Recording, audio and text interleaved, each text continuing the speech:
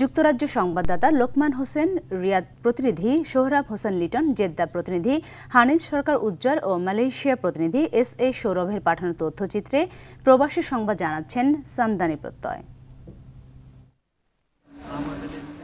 যুক্তরাজ্যের Birmingham West Midlands ও Birmingham city বিএনপির যৌথ উদ্যোগে ইফতার ও দোয়া মাহফিল অনুষ্ঠিত হয়েছে। অনুষ্ঠানে প্রধান অতিথি ছিলেন বিএনপির স্থায়ী কমিটির সদস্য ও চেয়ারপারসন বেগম খালেদা জিয়ার ব্যক্তিগত চিকিৎসক doctor AZM Zahid Hossain. Birmingham West Midlands বিএনপির সাবেক সভাপতি সৈয়দ জামশেদ আলীর সভাপতিত্বে সাবেক ভারপ্রাপ্ত সাধারণ সম্পাদক আওলাদ হোসেন ও বার্মিংহাম সিটি বিএনপির সাবেক সাধারণ সম্পাদক আফজার হোসেনের যৌথ সঞ্চালনায় প্রধান বক্তা ছিলেন যুক্তরাজ্য বিএনপি সভাপতি আব্দুল মালিক। বিশেষ অতিথি ছিলেন যুক্তরাজ্য বিএনপির সাধারণ সম্পাদক কয়সর M আহমেদ ও ব্রিটিশ MP আইয়ুব খান। অনুষ্ঠানে বক্তব্য দেন সুনামগঞ্জ জেলা বিএনপির সহসভাপতি আব্দুল লতিফ JP, যুক্তরাজ্য বিএনপির যুগ্ম আহ্বায়ক মিসবাউজ্জামান সুহেল, সুজাতুর রেজা চৌধুরী, ডক্টর মুজিবুর রহমান, আব্দুল বাসিত বাদশাহ, মোশাহিদ তালুকদার, কাজী আঙ্গুর মিয়া, ব্যারিস্টার আব্দুল মাজিদ তাহের, রাজু আহমেদ সহ অনেকে।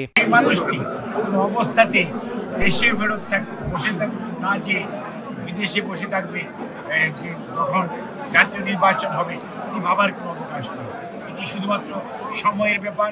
দেখবেন ইনশাআল্লাহ বাংলাদেশের নেতা শুধু জাতীয়তাবাদী দলের নেতা নয়, গণতন্ত্রের নেতা, গণতন্ত্র পুনরুদ্ধারের নেতা, জাতীয়তাবাদী দলের ভারপ্রাপ্ত চেয়ারম্যান জনাব তারেক রহমান সহসা ইনশাআল্লাহ বাংলাদেশে ফেরত যাবে। বাংলাদেশের মানুষের গণতন্ত্র পুনরুদ্ধারের শেষ যে সুযোগ, যা জাতীয় নির্বাচন, সেই নির্বাচনে মানুষকে সাথে নিয়ে গণতন্ত্র পুনরুদ্ধার করবে। প্রবাসীদের অনেক জায়গা জমি গত ফেসিবাদ সরকারের সময় তারা বাড়িঘর দখল করে রেখেছে।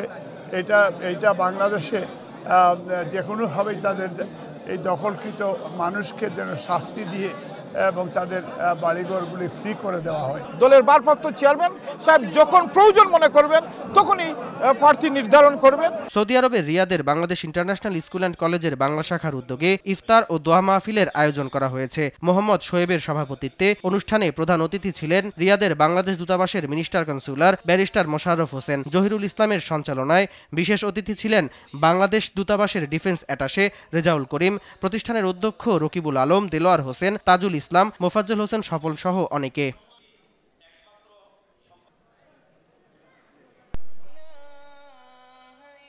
সৌদি আরব পশ্চিমাঞ্চল বিএনপির আহ্বায়ক আহমেদ আলী মুকিব জেদ্দার কিং আব্দুল আজিজ বিমানবন্দরে এসে পৌঁছলে তাকে ফুলেল শুভেচ্ছা জানায় সৌদি আরব পশ্চিমাঞ্চল বিএনপির নেতাকর্মীরা। এ সময় উপস্থিত ছিলেন সংগঠনের সদস্য মীর মনিরুজ্জামান তপন, প্রকৌশলী নুরুল আমিন, গিয়াসউদ্দিন, জহির আহমেদ, টিপু সুলতান, শেখ মুস্তাক আহমেদ, মোহাম্মদ আলমগীর হোসেন, আলাউদ্দিন সিটিজি, শাহাবুদ্দিন, সোলেমান হক ভুক্টো, ইকবাল শিকদার, সাখাওয়াত হোসেন সহ আরো অনেকে।